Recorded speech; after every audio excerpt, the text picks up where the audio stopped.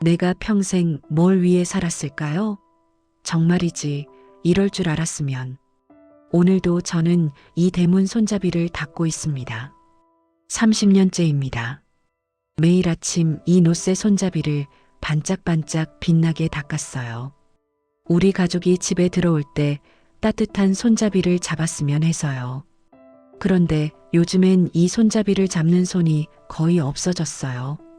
남편은 10년 전에 세상을 떠났고 아들 민수는 1년에 몇 번 오지 않고 딸 지혜는 필요할 때만 오니까요. 오늘은 추석입니다. 새벽 4시부터 일어나 차례상을 준비했어요.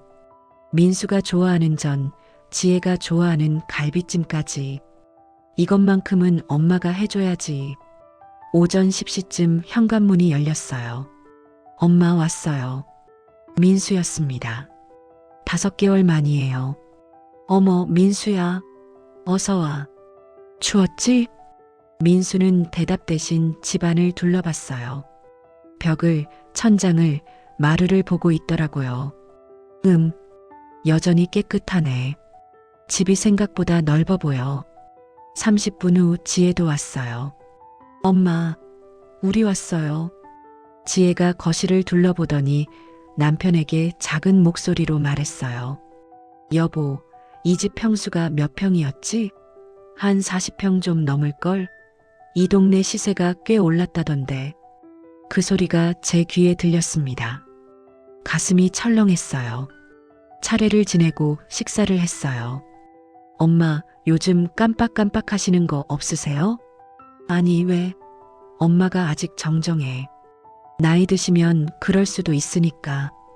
혹시 가습을 끄는 거 잊으신 적은 없으세요? 왜 자꾸 제가 깜빡한다는 식으로 말하는 걸까요? 설거지를 하는데 거실에서 민수와 지혜가 작은 목소리로 이야기하는 게 들렸어요. 엄마 혼자 이 큰 집에 사시는 게 맞나 싶어. 이 동네 집값 진짜 많이 올랐던데. 한 8억은 되지 않을까? 솔직히 엄마 나이도 있으시고 언제까지 혼자 사실 수는 없잖아. 제 손이 멈췄습니다. 나이도 있으시고 언제까지 혼자 사실 수는 없다고? 해가 질 무렵 아이들이 떠났어요. 엄마, 우리 가봐야 해요. 벌써? 좀 더 이따 가지 그래. 저도 내일 약속이 있어서. 다음에 또 올게요. 대문이 닫혔습니다. 저는 혼자 남았어요. 텅 빈 집에서 산더미 같은 설거지를 했어요. 하나하나 닦으면서 생각했어요. 아이들이 뭔가 이상했어. 제 집을 보는 눈빛이 부동산을 보는 눈빛 같았어요. 잠들기 전 습관처럼 대문으로 나가 손잡이를 닦았습니다. 30년 동안 이 손잡이를 잡고 들어온 손들이 떠올랐어요. 근데 이제는 그 손들이 이 손잡이를 찾지 않아요. 내 집도 이제 내 집이 아닌가 보네. 다음 날 아침 민수한테 전화가 왔어요. 엄마, 요즘 병원 가신 지 오래되셨죠? 종합검진 한번 받아보시는 게 어때요? 왜? 엄마 어디 아픈 것 같아? 나이도 있으시니까 정기적으로 체크하시는 게 좋을 것 같아서요. 1시간 후, 이번엔 지혜한테 전화가 왔어요. 엄마, 요즘 깜빡깜빡 하시는 거 없으세요? 혹시 모르니까 치매 검사 같은 거 한번 받아보시는 게. 민수와 지혜가 똑같은 이야기를 하고 있어요. 병원, 검진, 치매. 이상해. 뭔가 이상해. 창밖을 내다봤어요. 가을 하늘은 맑고 높았지만 제 마음은 점점 어두워지고 있었습니다. 뭔가 큰 일이 시작되고 있다는 예감. 그리고 그 중심에 제가 있다는 것. 다시 대문 쪽을 바라봤어요. 아까 닦아놓은 손잡이가 햇빛에 반짝이고 있었습니다. 지켜봐야겠어. 얘들이 정말로 뭘 하려는 건지. 제 직감은 틀린 적이 없었거든요. 그리고 이번에도 틀리지 않을 것 같았습니다. 일주일이 지났습니다. 민수한테 전화가 3번이나 왔어요. 모두 병원 이야기였습니다. 엄마, 검진 예약은 하셨어요? 아직이야. 바빠서 깜빡했네. 엄마, 제가 예약해 드릴게요. 이번 주 금요일 어때요? 거절할 수가 없었어요. 금요일 아침 민수가 일찍 왔어요. 병원으로 가는 차 안은 어색했어요. 라디오에서 치매 환자가 늘어나고 있다는 뉴스가 나왔고 민수가 볼륨을 높였어요. 병원에 도착했습니다. 5층 신경과였어요. 진료실에 들어갔는데 민수가 먼저 입을 열었어요. 선생님, 저희 어머니가 요즘 자꾸 깜빡깜빡하시고 같은 말씀을 반복하시고. 뭐라고요? 저는 그런 적 없는데. 의사가 저한테 몇 가지 질문을 했어요. 오늘 날짜, 대통령 이름, 간단한 계산. 다 맞췄는데도 의사 표정이 별로 밝지 않았어요. 기본적인 인지 기능은 괜찮아 보이시네요. 하지만 좀 더 정밀한 검사가 필요할 것 같습니다. MRI 촬영이랑 신경심리 검사를 받아보시는 게 좋을 것 같아요. 민수가 바로 대답했어요. 네, 선생님. 언제 받을 수 있을까요? 일주일 후 다시 병원에 갔어요. MRI 촬영하고 신경심리 검사를 받았습니다. 그림 맞추기, 단어 외우기. 처음엔 쉬웠는데 갈수록 어려웠어요. 일주일 후 결과를 들으러 갔어요. 검사 결과가 나왔는데요. 경미한 인지장애 초기 단계로 보입니다. 뭐라고요? 완전한 치매는 아니지만 인지 기능이 약간 떨어진 상태예요. 하지만 저는 멀쩡한데요. 민수가 끼어들었어요. 선생님, 그럼 어떻게 해야 해요? 약물 치료를 시작하시는 게 좋을 것 같고요. 혼자 사시는 건 좀 위험할 수 있어요. 집으로 돌아오는 길에 민수가 말했어요. 엄마, 오늘 저녁에 지혜랑 같이 올게요. 상의할 게 있어서요. 그날 저녁 민수와 지혜가 함께 왔어요. 엄마, 오늘 의사 선생님 말씀 들으셨죠? 저희가 고민을 많이 했어요. 엄마가 혼자 사시기엔 이제 힘드실 것 같아서요. 무슨 소리야? 엄마, 요양원에 가시는 게 어떨까요? 그 말이 떨어지는 순간 시간이 멈춘 것 같았어요. 요양원이라고요? 제가 왜 이렇게 되는 걸까요? 명절 때 집 시세를 계산하던 눈빛, 자꾸 병원에 가라던 말들. 모든 게 계획이었던 거예요. 나가. 둘 다 나가. 엄마, 나가라고 했어. 민수와 지혜가 당황한 표정으로 나갔어요. 대문이 닫히고 저는 거실 바닥에 주저앉았습니다. 한참을 울었어요. 밤이 깊어갔습니다. 휴대폰을 들고 인터넷을 검색했습니다. 치매오진, 거짓 진단. 여러 글들이 나왔어요. 가족이 치매 진단을 유도하는 경우가 있습니다. 재산 상속이나 요양원 입소를 위해. 손이 떨렸어요. 정말 그런 일이 가능한 건가요? 새벽 3시가 되었어요. 일어나서 부엌으로 갔어요. 그리고 결심했어요. 확인해 봐야겠어. 민수와 지혜가 정말로 저를 속이고 있는 건지. 창밖을 봤어요. 동쪽 하늘이 조금씩 밝아오고 있었습니다. 새로운 하루가 시작되고 있었어요.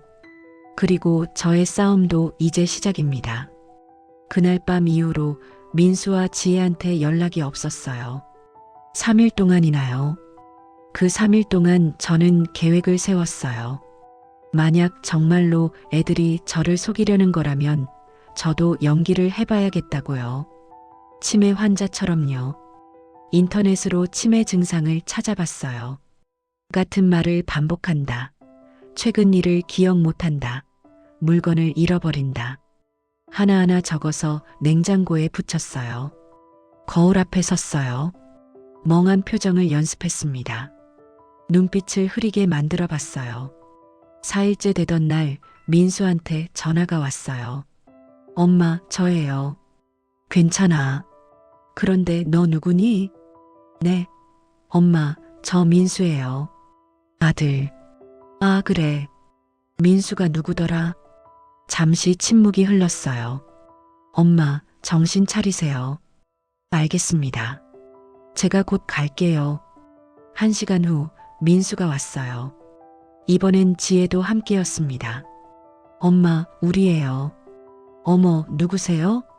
민수와 지혜의 얼굴에 놀라움과 동시에 기대 같은 게 섞여 있었어요. 엄마, 앉으세요. 평소에 앉으시던 자리. 어디 앉아요? 민수와 지혜가 서로 눈빛을 주고받았어요. 엄마, 약은 드시고 계세요? 병원에서 준 약. 약? 무슨 약? 저는 일부러 방을 이리저리 뒤지는 척 했어요. 민수가 약을 찾았습니다. 여기 있네요. 근데 엄마, 이거 한 알도 안 드신 것 같은데요? 설거지를 하는 동안 민수와 지혜는 부엌에서 작게 이야기했어요. 생각보다 빨리 진행되는 것 같아. 그럼 이제 빨리 진행해야겠어. 더 늦기 전에. 무슨 말인지 다 들렸어요. 민수가 서류 봉투를 꺼냈어요. 저희가 알아본 곳이 있어요. 요양원인데 시설도 좋고 한번 보러 가시는 게 어때요? 싫어. 일단 보시기만 하세요. 마음에 안 드시면 안 가셔도 되니까. 그날 밤 민수가 놓고 간 서류를 펼쳐봤어요. 요양원 계약서였어요. 이미 제 이름이 적혀 있고 입소 예정일은 일주일 후였어요. 계획이 이미 다 세워져 있었던 거예요. 다음 날 민수가 와서 요양원에 갔어요. 해맞이 실버타운이라는 곳이었습니다. 깨끗했지만 뭔가 차가웠어요. 방을 구경하고 상담실로 돌아왔습니다. 어떠셨어요? 민수가 대답했습니다. 좋았어요. 입소 절차 진행하고 싶은데요. 잠깐요. 저는 아직 결정 안 했어요. 저는 여기 오기 싫어요. 간호사 2명이 들어왔어요. 진정제를 놓아야 할 것 같은데요. 안 돼요. 민수야, 너 정신 차려. 죄송합니다, 엄마. 엄마를 위한 거예요. 주사 바늘이 제 팔에 들어왔습니다. 서서히 눈앞이 흐려졌어요. 마지막으로 본 민수의 얼굴에는 안도가 담겨 있었습니다. 정신을 차렸을 때 낯선 방에 누워 있었어요. 요양원 1인실이었습니다. 붉은 노을이 하늘을 물들이고 있었어요. 집에서 보던 노을이 생각났어요. 침대 옆 서랍을 열었어요. 빈 노트가 있었습니다. 펜을 들고 적기 시작했어요. 11월 8일 요양원에 강제로 입소당했다. 진정제를 맞았다. 민수가 동의했다. 나는 치매가 아니다. 밤이 깊어갔습니다. 내일부터 진짜 싸움이 시작됩니다. 여기서 나가는 것, 제 집을 지키는 것, 절대 포기하지 않을 거예요. 요양원에서의 첫 아침이었어요. 6시에 간호사가 깨웠습니다. 식당에서 아침을 먹는데 어제 만난 할머니가 옆에 앉았어요. 잘 주무셨어요? 첫날 밤은 다들 힘들어해요. 할머니가 낮은 목소리로 말했어요. 여기 적응하려면 시간이 좀 걸려요. 어떤 분은 한 달 만에 나가시고 어떤 분은 여기서 돌아가시고. 오전에 간호사가 저를 불렀어요. 박영자 어르신, 면회 오셨어요. 민수였어요. 엄마, 안녕하세요. 누구세요? 저 민수예요. 민수가 서류를 꺼냈어요. 엄마, 여기 사인 좀 해주세요. 입소 동의서요. 저는 사인 안 할 거예요. 저는 집이 좋아요.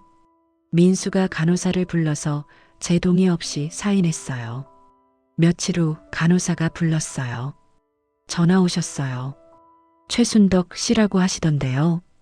순덕이, 이웃 순덕이요? 전화를 받았어요. 영자야, 나야. 무슨 일이야?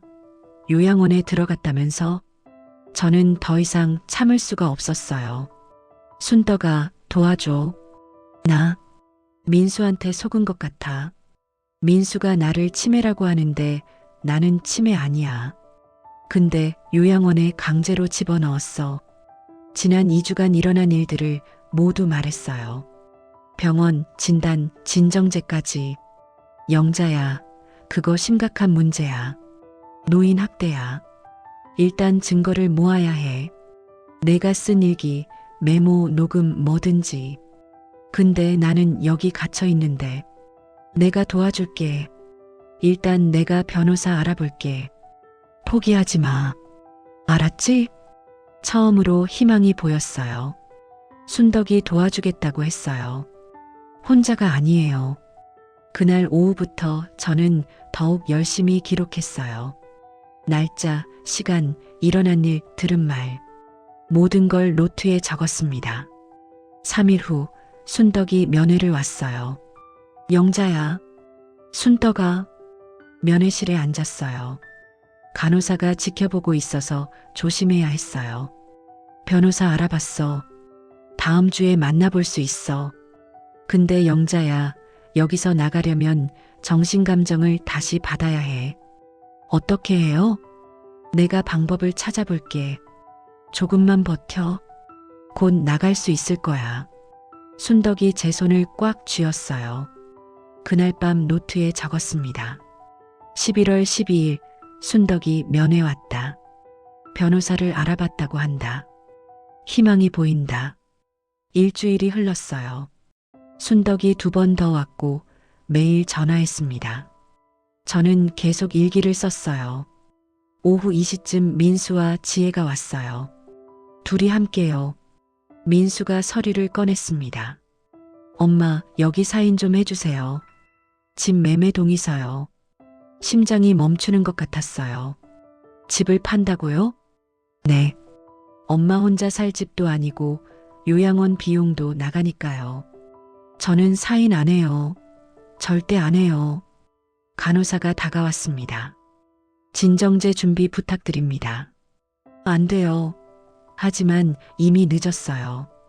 주사 바늘이 들어왔어요. 의식을 잃기 직전 민수와 지혜의 대화가 들렸어요. 이대로 계속 가면 될 것 같아. 한 달만 더 있으면 법원에서 성년후견인 지정될 거야. 그럼 집도 팔 수 있고. 눈을 떴을 때 손이 묶여 있었어요. 안전띠를 했어요. 다음 날 순덕한테서 전화가 왔어요. 영자야, 미안해. 면회를 못 갔어. 민수가 면회 제안을 걸었대. 뭐라고요? 나한테 연락하지 말라고 했대. 하지만 괜찮아. 내가 변호사랑 상담했어. 정신감정을 다시 받으면 무효화할 수 있대. 얼마나 걸려요? 한 달 정도. 그날 저녁 저는 노트에 적었어요. 11월 19일 민수와 지혜가 집 매매 동의서를 가져왔다. 거부했더니 진정제를 맞았다. 창밖을 봤어요. 별이 보였습니다. 여보, 저 좀 도와주세요. 이 싸움에서 이길 수 있게. 일주일이 흘렀어요. 저는 계속 일기를 쓰고 약을 먹는 척하고 뱉어냈습니다. 민수와 지혜는 언제부터 이런 계획을 세운 걸까요? 남편이 돌아가신 10년 전부터였던 것 같아요. 그때부터 조금씩 변하기 시작했어요. 민수가 어렸을 때가 생각났어요. 초등학교 때 선생님이 그러셨죠. 민수 어머니, 이 아이 자기 것에 대한 집착이 강하고. 그때는 그냥 넘어갔어요. 하지만 지금 생각해보니 그때부터 신호가 있었던 거예요. 다음 날 아침 TV에서 뉴스가 나왔어요. 최근 노인 학대 사례가 증가하고 있습니다. 70대 여성 A씨는 자녀들에 의해 요양원에 강제 입소당했습니다. 저랑 똑같은 사례였어요. 순덕한테 전화했어요. 순덕아, 아까 뉴스 봤어? 나도 신고할 수 있을까? 당연하지. 변호사가 그러는데 경찰에 신고하면 돼. 내가 대신 할게. 그날 저녁 저는 노트에 적었어요. 11월 20일 뉴스에서 나와 같은 사례를 봤다. 순덕이 경찰에 신고하기로 했다. 순덕이 경찰에 신고한 지 3일이 지났어요. 아직 아무 연락이 없었습니다. 오후 2시쯤 낯선 남자 2명이 왔습니다. 법무사 사무소에서 나왔대요. 따님 박지혜 씨께서 의뢰하셨습니다. 성년후견인 지정 관련해서 서류 작업을 해야 해서요. 여기 사인만 해주시면 됩니다. 절대 안 해요. 어르신 사인 안 하시면 법원에서 강제로 지정합니다. 간호사가 들어왔습니다. 어르신, 약 드실 시간이에요. 싫어요. 하지만 이번엔 정말로 삼켜버렸어요. 숨길 틈이 없었거든요. 30분쯤 지나니까 머리가 멍해지기 시작했어요. 정신이 흐릿해졌어요. 무서웠어요. 이 약을 계속 먹으면 정말로 치매가 되는 건 아닐까? 다음 날 아침 정신을 차렸을 때 몸이 무거웠어요. 거울을 봤는데 제 얼굴이 너무 늙어 보였어요. 오후에 순덕한테서 전화가 왔어요. 영자야, 나야. 왜 그래? 목소리가 이상한데? 약을 먹었어. 치매약. 정신이 이상해. 영자야, 그거 먹으면 안 돼. 조금만 더 버텨. 변호사가 법원에 신청했어. 2주 정도면 결과 나올 거야. 2주요? 그때까지 버틸 수 있을까? 버텨야 해. 꼭 버텨. 그날 저녁 머리가 점점 더 멍해졌습니다. 노트를 꺼내서 쓰려고 했는데 손이 떨렸어요. 11월 23일. 약을 먹었다. 정신이 이상하다. 더 이상 쓸 수가 없었어요. 이대로 끝나는 건가? 눈물이 났어요. 3일이 지났어요. 매일 약을 먹었습니다. 정신은 점점 더 흐려졌어요. 밥을 먹는지 안 먹는지도 잘 모르겠고 여기가 어딘지도 가끔 헷갈렸어요. 혹시 정말로 치매가 되는 건 아닐까? 무서웠어요. 11월 26일 민수가 왔어요. 엄마, 안녕하세요. 누구세요? 이번엔 진짜 몰랐어요. 연기가 아니었어요. 저예요, 민수. 아들. 민수가 간호사를 불렀어요. 어머니 상태가 어떤가요? 많이 안 좋아지셨어요. 약 드시고 나서 계속 이러세요. 민수가 서류를 꺼냈어요. 엄마, 여기 사인 좀 해주세요. 집 매매 계약서요. 이미 계약금 받았어요. 계약금이요? 네. 다음 주에 잔금 받고 명의 이전하면 끝나요. 제 집인데. 엄마, 이제 엄마 집 아니에요. 팔렸어요. 8억 2천에. 심장이 멎는 것 같았어요. 제 동의도 없이요?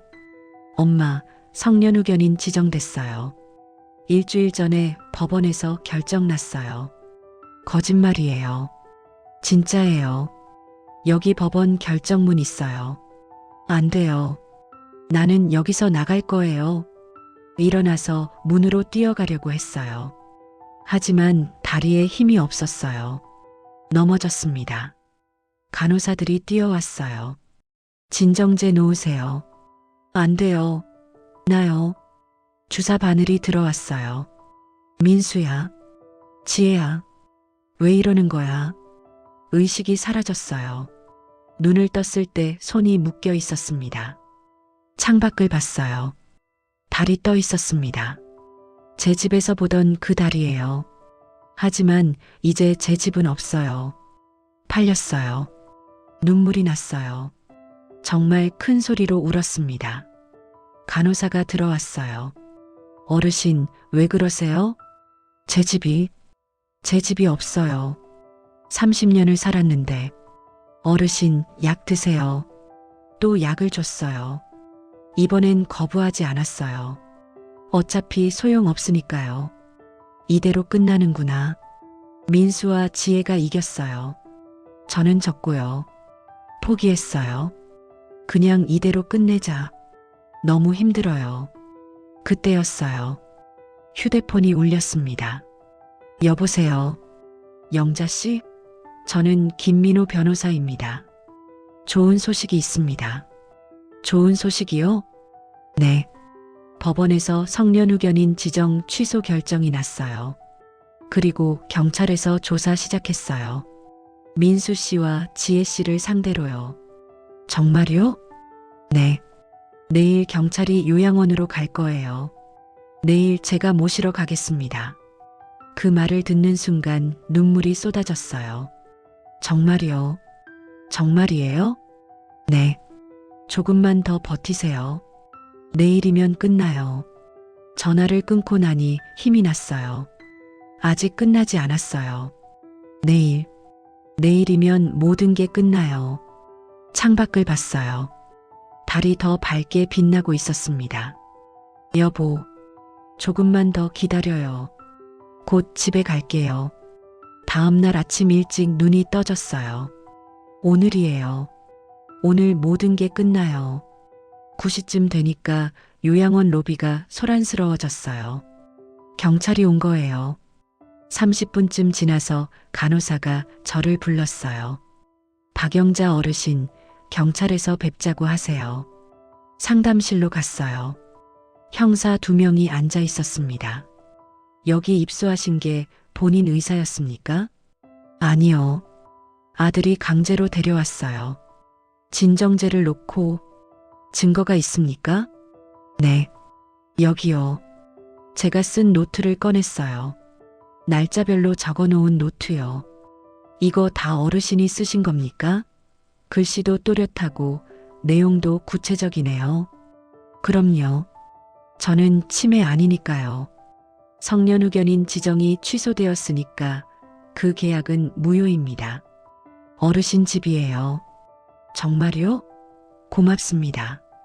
정말 고맙습니다. 10시쯤 변호사님이 오셨어요. 짐 챙기셨어요? 이제 나가시면 됩니다. 방으로 가서 짐을 챙겼어요. 많지 않았어요. 옷 몇 벌이랑 노트뿐이었죠. 차에 탔어요. 요양원이 점점 멀어졌습니다. 다시는 안 올 거예요. 집으로 가는 길이었어요. 20일 만에 돌아가는 우리 집이었습니다. 집 앞에 도착했어요. 대문 손잡이가 보였어요. 다녀왔어요. 문을 열고 들어갔습니다. 집 안에는 먼지가 쌓여 있었어요. 20일 동안 아무도 없었으니까요. 하지만 여전히 제 집이었어요. 거실 소파에 앉았어요. 눈물이 났어요. 돌아왔어요. 드디어 돌아왔어요. 변호사가 말했어요. 쉬세요. 오후에 경찰서에 가셔야 해요. 진술하셔야 해요. 최순덕 님도 갈 거예요. 증인으로요. 오후 2시 경찰서에 갔어요. 순덕이가 먼저 와 있었습니다. 영자야, 순덕아, 우리는 꼭 안았어요. 고마워. 정말 고마워. 잠시 후 민수와 지혜가 왔어요. 둘 다 창백한 얼굴이었습니다. 저를 보더니 놀란 표정을 지었어요. 엄마, 어떻게? 조사실로 들어갔어요. 마주보는 자리였어요. 박민수 씨, 박지혜 씨, 두 분은 어머니를 요양원에 강제로 입소시켰습니다. 맞습니까? 강제가 아니에요. 엄마가 치매여서. 치매가 아닙니다. 여기 노트 보세요. 형사가 제 노트를 보여줬어요. 민수가 노트를 봤어요. 얼굴이 점점 창백해졌습니다. 그리고 병원 진단서도 재검토했습니다. 어머니는 치매가 아니라고 나왔어요. 그리고 어머니 집을 팔려고 하셨죠? 그건 요양원 비용 때문에. 거짓말. 너희들이 돈을 나눠 가지려고 한 거잖아. 저는 더 이상 참을 수가 없었어요. 일어나서 민수와 지혜를 바라봤습니다. 내가 너희를 어떻게 키웠는데, 10달 뱃속에 품고 25년 동안 키웠는데 밥 굶으면서까지 너희 학교 보냈어. 엄마, 그런데 이게 뭐야? 날 요양원에 집어넣고 집을 팔려고 하고. 죄송합니다. 민수가 고개를 숙였어요. 지혜도 울고 있었습니다. 미안하면 다야? 미안하다고 끝나는 거야? 너희들 때문에 내가 얼마나 고생했는지 알아? 고생한 건 괜찮아. 엄마니까. 근데 배신은 안 돼. 그건 절대 안 돼. 제 목소리가 떨렸어요. 두 분은 노인학대죄와 사기죄로 입건됩니다. 민수가 고개를 숙인 채 말했어요. 엄마, 정말 죄송합니다. 늦었어. 이미 늦었어. 엄마, 제발. 용서, 용서를 바라는 거야? 민수가 울기 시작했어요. 지혜도 울고 있었습니다. 하지만 저는 마음이 흔들리지 않았어요. 조사가 끝났어요. 민수와 지혜는 경찰서에 남았고 저는 변호사랑 나왔어요. 순덕이 기다리고 있었습니다. 영자야, 잘했어. 힘들었지? 이제 끝났어. 다 끝났어. 집으로 돌아왔어요. 거실에 앉아서 창밖을 봤어요. 해가 지고 있었습니다. 혼자 남았어요. 조용했어요. 민수와 지혜의 우는 얼굴이 떠올랐어요. 처음으로 흔들렸어요. 제가 너무한 걸까요? 그래도 제 자식인데. 아니야. 고개를 저었어요. 자식이라도 잘못한 건 잘못한 거예요. 용서는 나중 문제고 지금은 벌을 받아야 해요. 한 달이 흘렀어요. 재판이 있었습니다. 민수와 지혜는 징역 2년에 집행유예 3년을 받았어요. 재판장에서 마지막으로 할 말 있냐고 물었을 때 민수와 지혜는 저를 보며 말했어요. 엄마, 죄송합니다. 하지만 저는 대답하지 않았어요. 고개조차 돌리지 않았습니다. 재판이 끝나고 법원 밖으로 나왔어요. 민수와 지혜도 나왔습니다. 멀리서 저를 보고 있었어요. 저는 먼저 돌아섰어요. 뒤도 돌아보지 않았어요. 집으로 돌아오는 길이었어요. 순덕이 말했어요. 영자야, 이제 정말 끝났어. 마음이 편해? 글쎄, 편하지 않았어요. 이겼지만 기쁘지 않았습니다. 며칠 후 민수와 지혜한테서 편지가 왔어요. 사과 편지였습니다. 서랍에 넣었어요. 답장은 쓰지 않았습니다. 여보, 남편을 불렀어요. 제가 잘한 거죠? 대답은 없었어요. 하지만 마음속으로 들렸어요. 잘했어, 영자야. 한 달이 더 지났어요. 집은 여전히 조용했어요. 명절이 다가오고 있었지만 아무도 오지 않을 거예요. 작년 추석에는 민수와 지혜가 왔었는데 이제는 아무도 없어요. 순덕이 가끔 놀러 왔어요. 영자야, 혼자 있기 외롭지 않아? 괜찮아. 거짓말이었어요. 외로웠어요. 영자야, 아이들한테 연락 한번 해보는 게 어때? 그래도 자식이잖아. 싫어. 자식이라고 다 용서해야 해? 날 요양원에 집어넣고 집을 팔려고 했는데 안 돼. 절대 안 돼. 2월이 되었어요. 설날이었습니다. 혼자 차례상을 차렸어요. 남편 영정 사진 앞에요. 여보, 나 혼자 차례 지내요. 밥을 먹는데 눈물이 났어요. 왜 우는지도 모르겠어요. 3월이 되었어요. 봄이 오고 있었습니다. 집 앞 화단에 민수가 어렸을 때 심었던 꽃이 피었어요. 꽃을 보니 민수가 어렸을 때 모습이 떠올랐어요. 택배가 왔어요. 민수한테서 온 사진첩이었습니다. 그리고 편지가 있었어요. 엄마, 집 정리하다가 이 사진첩을 찾았어요. 엄마가 보관하고 계시는 게 맞을 것 같아서 보냅니다. 사진첩을 펼쳤어요.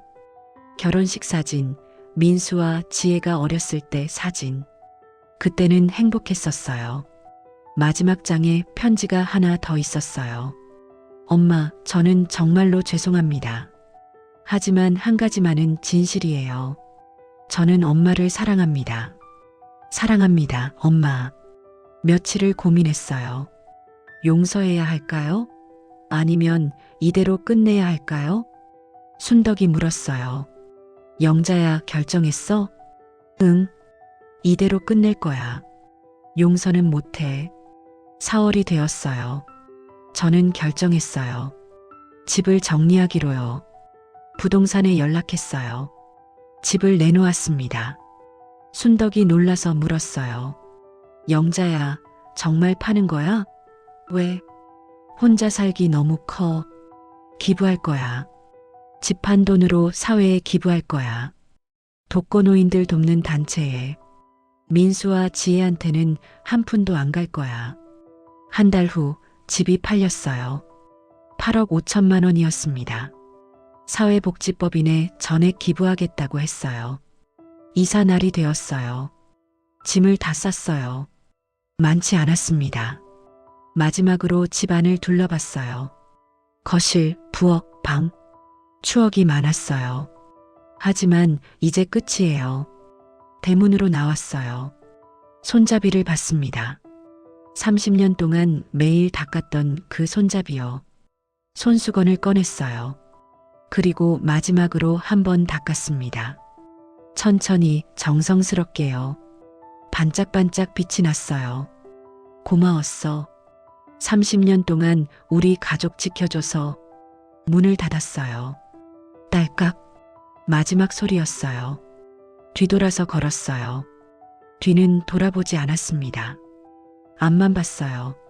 새 아파트는 작았어요. 원룸이었습니다. 하지만 저 혼자 살기엔 충분했어요. 창문을 열었어요. 바깥 풍경이 보였습니다. 예전 집과는 달랐어요. 하지만 괜찮았어요. 새로운 시작이니까요. 저녁을 먹으려고 밥을 지었어요. 혼자 먹는 밥이었지만 예전보다는 맛있었어요. TV를 켰어요. 뉴스가 나왔습니다. 68세 여성, 전 재산 8억 원 사회에 기부. 제 이야기였어요. 휴대폰이 울렸어요. 민수였습니다. 받지 않았어요. 지혜한테도 전화가 왔어요. 역시 받지 않았습니다. 문자가 왔어요. 엄마, 정말 다 기부하신 거예요? 제발 한 번만 만나주세요. 답장하지 않았어요. 휴대폰을 꺼버렸습니다. 창밖을 봤어요. 해가 지고 있었어요. 붉은 노을이 하늘을 물들이고 있었습니다. 아름다웠어요. 이제는 자유니까요. 더 이상 배신당하지 않아도 되고요. 순덕이 문자를 보냈어요. 영자야, 저녁 먹었어? 내일 놀러 갈게. 답장을 보냈어요. 응, 먹었어. 내일 와. 차 끓여줄게. 순덕이는 달라요. 30년 이웃이자 진짜 가족 같은 사람이에요. 침대에 누웠어요. 천장을 봤습니다. 새집 천장이에요. 낯설지만 나쁘지 않았어요. 여보, 저 잘한 거죠? 눈물이 났어요. 하지만 슬픈 눈물이 아니었어요. 후련한 눈물이었습니다. 다음 날 아침 일찍 일어났어요. 창문을 열었어요. 새소리가 들렸어요. 봄이었어요. 새로운 봄이요. 거울을 봤어요. 70을 바라보는 제 얼굴이 비쳤어요. 웃어봤어요. 괜찮아. 아직 늦지 않았어. 이제부터 내 인생을 살면 돼. 순덕이 왔어요. 영자야, 이사 온 거 축하해. 우리는 웃었어요. 차를 마시면서 순덕이 물었어요. 영자야, 앞으로 뭐 하면서 지낼 거야? 봉사활동 같은 거 어때? 독거노인 돕는 거. 내가 기부한 곳에서 봉사자 모집한대. 좋겠네. 같이 해볼까? 응. 햇살이 쏟아지고 있었습니다. 따뜻했어요. 이제 시작이에요. 제 진짜 인생의 시작이요.